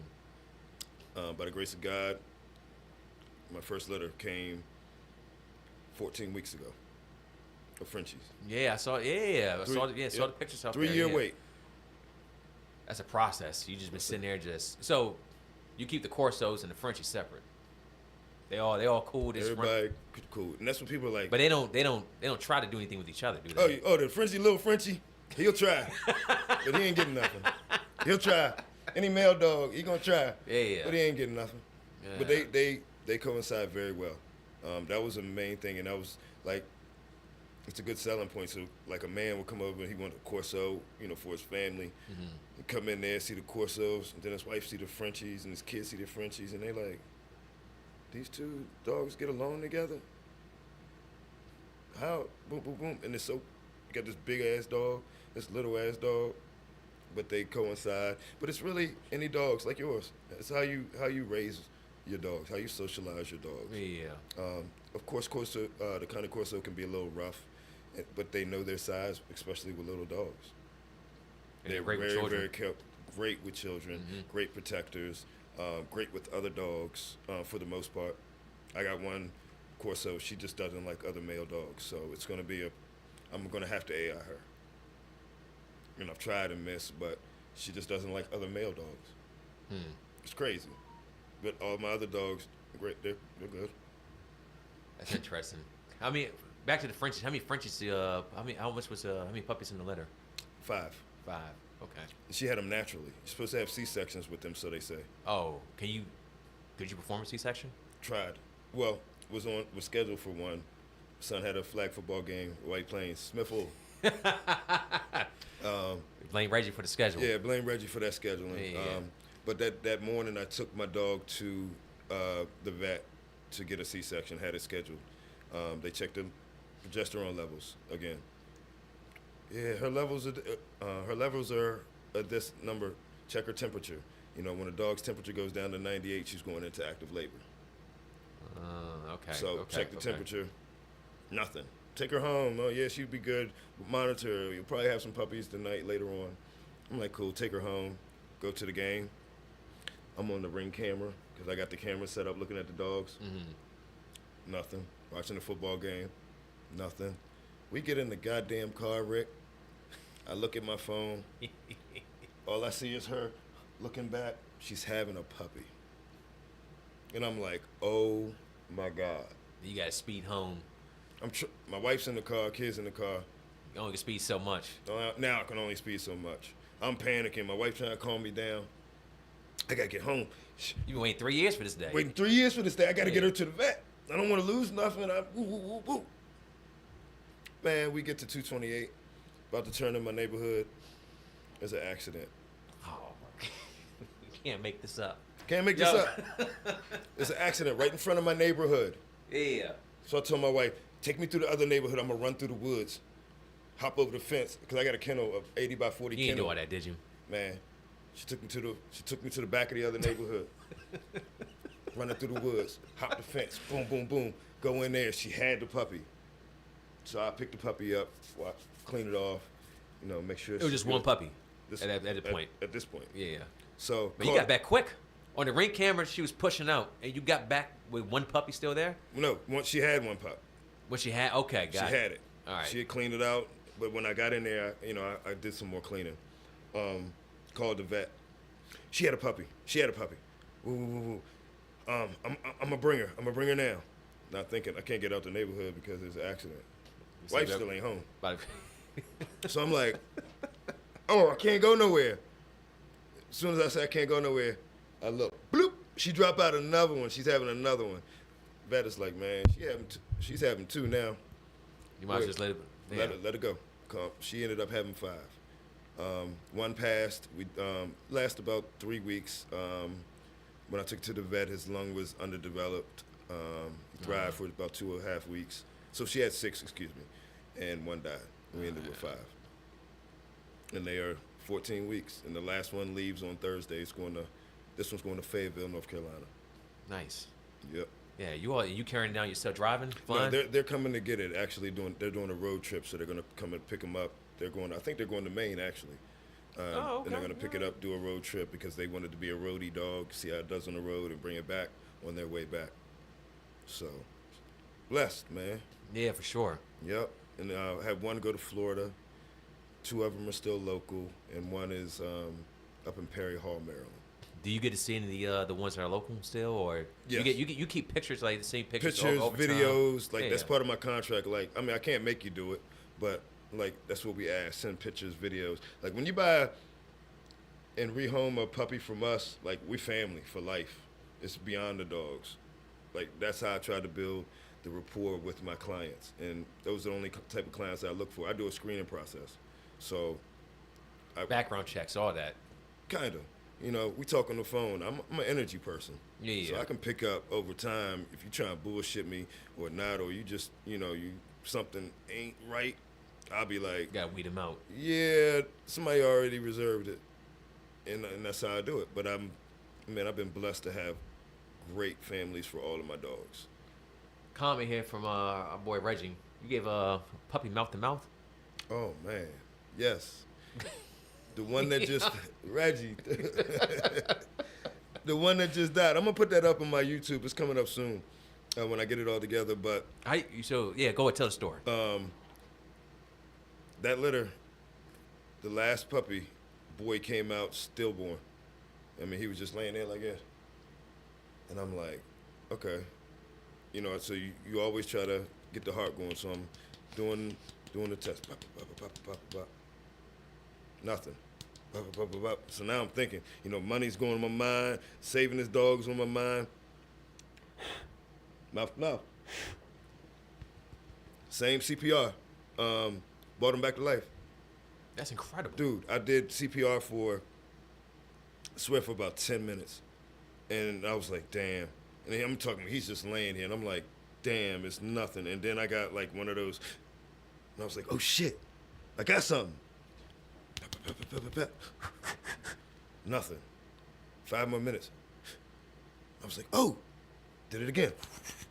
Next thing you know, I started getting fast flutters. So I had to aspirate him, make sure it clean out his nose. You take the baby suction cup, cleaning out his nose, getting all the stuff out. Next thing you know, he started crying. That's the one that lasted for about 3 weeks, but when we took him, his lung was underdeveloped, and he passed. But that's amazing that, that panic, your situation, you didn't panic, you know what I mean? You kept it cool. And you, I was panicking in my mind, but but on the surface, you know, you were fine. Cool. Yeah. Came out there, my wife's looking at me, and she's like, I hope you don't think I'm kissing you tonight. Like, I put some alcohol on it, baby, we good. Yo, yeah. Just want to pop out the shower real quick. Yeah, toothpaste, mouthwash. Yeah, you straight. Come on now. Yeah, anything to say these dogs, man. Where did you? How'd you learn? Is it just like you perform CPR on a person? Same thing. Nothing different. Yep. Online. When I was I look up a lot of stuff. So how to give CPR to a puppy, and always had it in my mind. I have so many notes in my phone and stuff like that of, dog situations and. Excuse me.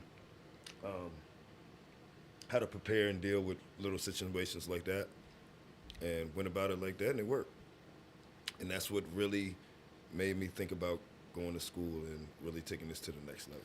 Yeah, but the man of that, obviously you've been self-taught a lot when it comes to this. This time that also like it's good to always have that paperwork behind you too, just in case some bullshit pop up. Yep. But also you can pass that knowledge off to. I mean, hell, even tonight. Like I ain't about to start my own kennel, but if I have another dog, which I will have, that has a litter, I'll be better equipped with some, just hearing. Or call me. Yeah, that too. You know what I mean? Right down the street. Yeah, you do. That's true. You ain't. Yeah, literally. A lot closer than I thought. So. Yes, sir. Yeah. That's incredible. That's incredible. What is through this whole kennel process? What's probably the one thing that you learned from it that you like?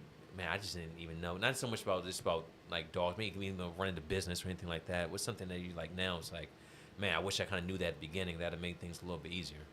Never give your vision away. As much as as much as you're so high strung on it, and you want people to know what you're trying to do and want to do. Never give it away, because people will take your vision and run with it. And I learned that. People never give all your gems away. People will take your shit and run with it. I'm just a genuine dude, so I don't mind teach one, right? Yeah. Not in business. I'm learning that. Take an idea, you have an idea, you give it to somebody, they done ran with it. Now you stuck, and they ain't worried about you. They just trying to level up, which is what you're supposed to do, in business. But never give your gems away. Have a vision. Stick with the vision.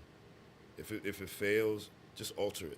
Stick with that vision until you can't do it anymore, or it starts to thrive and you just start really fueling off of that. That's my main thing. Keep talking. What else?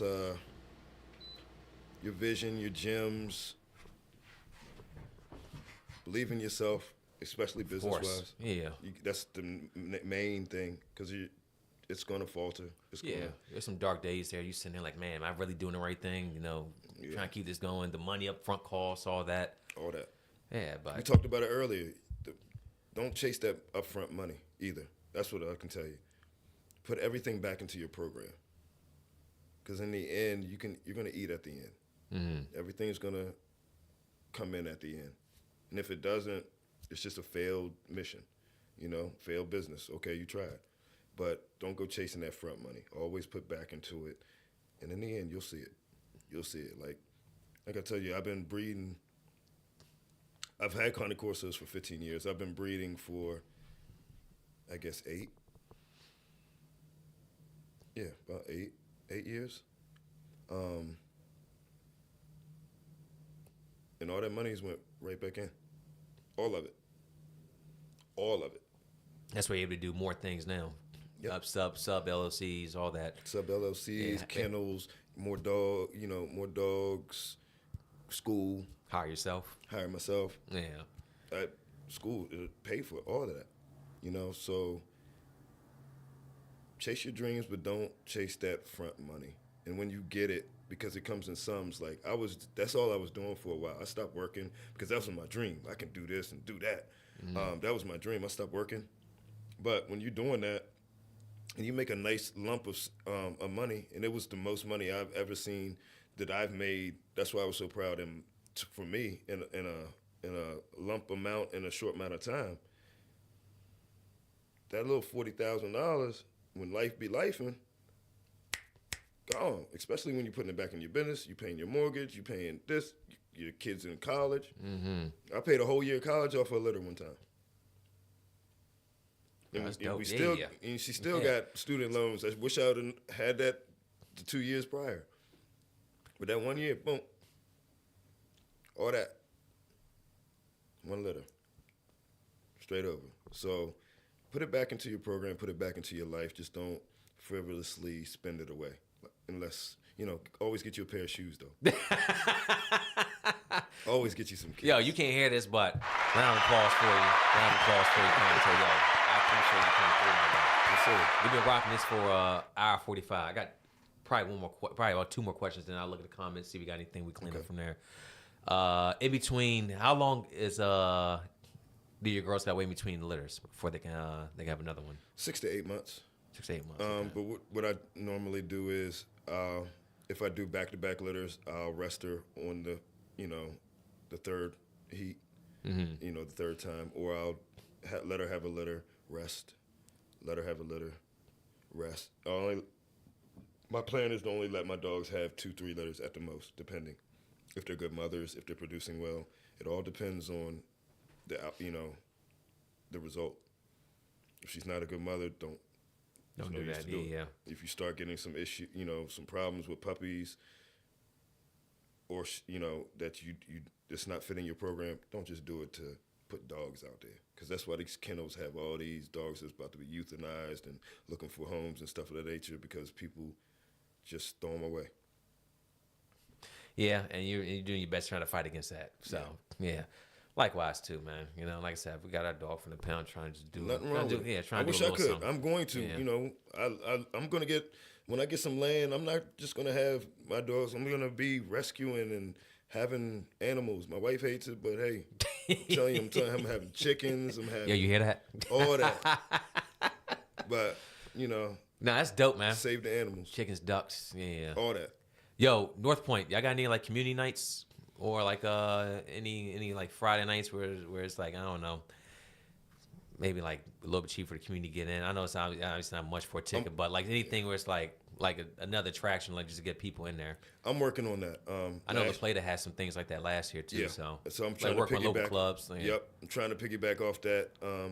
Last year I invited FC Charles there. One game I even paid half of any kid that came there, I paid half their ticket. They like wear their jersey, something like that. Yep. Yeah. A lot of the FC Charles girls, they used to play in my 2011s were ball girls during the season. That's dope. So we're working on like club nights. I've already talked to FC Charles, talked to Rush, just having the girls come around and just be a part of it. And it should be with us and La Plata and McDonough and Stone. They're building their program back up. Westlake doesn't have one varsity this year, but I'm working on some of that community night for all the kids. See if North Point will just let the kids come in. I think the kids are free anyway to a certain age. Yeah, I think so too. I know we went to what was it, La Plata McDonough last year? Yeah. And that was I think all I had to do is just wear the jersey to get in. So Yep. Yeah. So we're looking for stuff like that because the schools are still going to eat, the county's still going to eat. They got the concessions. Yeah. You just And bring in more anything out. I didn't spend for tickets. You spent Yeah. that. I remember last year I gave. I'm talking about my school. Oh my bad. Yeah. Damn. Yo, last year I gave Jet, my youngest son, I gave him $20. I was like, yo, just go get a drink and a bag of chips. Yo, he came back with like $1. I'm like, yo, what did you do? He said, yeah, my boy came up, bought him a bag of chips. Yep. I bought him some candy. So, yeah, so the money goes back in the community regardless. So It's going there. And it go back in my pocket for sure, but whatever, man. It is what it was. So. Yeah, and hopefully, we're going to do that on the boys and the girls side. Being a girls coach, I think I've neglected the boys programs, from all these clubs. But I don't know too many, but I know people that have boys around there. So we want to, and now that the boys and the girls play the same day together, back to back. Yeah. Yep, I saw that last year too. That should help a lot. That'd be dope. Yep. Yeah. So we're looking for that going forward this year from North Point, and I'm looking forward to the season with them. Yeah, I gotta check out some of your games. You got a few kids on your team that like I said, I've known just from them growing up in these rec and travel clubs. So Yeah, and we're young. We gotta be scrappy this year. Like I like to play soccer to look good, knock the ball, side to side, windshield Flair, wiper. yeah. Nah, this year, that's all I can tell y'all right now. That's the only thing I'm gonna give you. North Point this year is gonna be different. Scrappy. We're gonna go get it. We gonna be there. Yeah, appreciate you. Yo, Kiante, appreciate you too. We gotta do this again sometime. Please. No, Ryan, we finally got Ryan. We gotta get Ryan on. Yeah. Yep. So hey, y'all, we hold his feet to the fire. Hey, we loop this, cut it up, Yes. reels, all that. So we go from there. But nah, man, it's been great. So I appreciate everything. And yo, Appreciate everybody checking in. yeah, for sure. All y'all, yeah, always love here at BNY. Next up, try to get like a 2-week schedule here. So. We had AJ on earlier this month. Yeah, that was good. dope having him here. That was a good look. Yeah, Great for dude. sure. Shout out to Johnny Orlando, Ryan Russell with Yes, a lot of sir. help setting that up too. So They just ran that camp too. yeah, which was good. Yeah, Yep. it was good. And that's camp. what we need. Yeah, more of that. Yes, Yeah. AJ reached out to me about that, about just helping sharing that, and he was like, you got any insight? I'm like, reach out to these clubs, and he did. But come on, clubs. That's a 3-time MLS champ. Yeah, He's from here. yeah, Brian's Road. Yeah, Come on. straight from Lackey. Can't get nothing better than that. Nah, and went to University of Maryland. So Come on, man. yeah, We got to do trifecta. better. Yeah, for sure. Yep. So I know. They should be hosting some more like next summer. I think he mentioned that too. So And I got another MLS great buddy around I got some stuff coming up. I'm keeping it quiet. David Hayes, that used to go to Thomas Stone. yeah, I know you heard okay. about him. He's Yeah. in Florida. He's in Florida now. He played in the MLS. He coached. He's got some big things coming up, and he wants me to be a part of. So stay tuned. Well, okay, all right. That's a little Yeah. teaser right there for Yeah. us.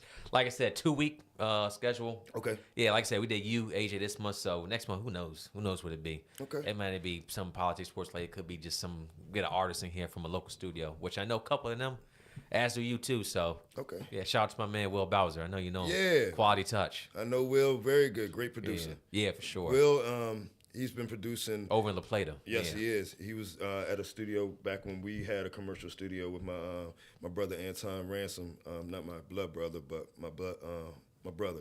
He's one of the best producers around here.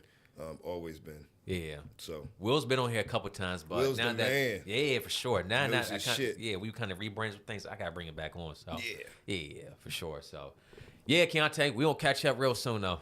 We'll make this happen. And Charles County, I appreciate you guys always. BNY Network was good. DMV. Till next time. yes, sir. What's going on with you? Yo, another day in the lab, baby. So it's always a good day. Oh, It's always a good day when we in the lab. You want policing to be better in your communities? The best policing that you can that can happen in any community are people that's actually from the community and that. Once again, Rick, host BNY Podcast, now known as What Effing Week with BNY. Dev, how you feeling, man? I'm in here. What's good, comment section? Here. Do we drag our people down when sometimes they don't deserve it? For sure, absolutely. in this situation, this man deserves every single dragging that we can do, because this is not an example of us.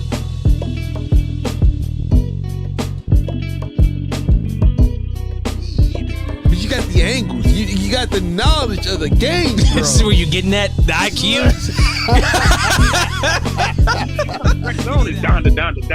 Down. Like, he's telling you what's going on. He was a bad husband. He was just doing things his way. He's apologizing to his wife, like, yo. Pat yourselves on the back for that one, because if you ain't give yourself awards, I mean, who is? Yeah, no boy. Hey.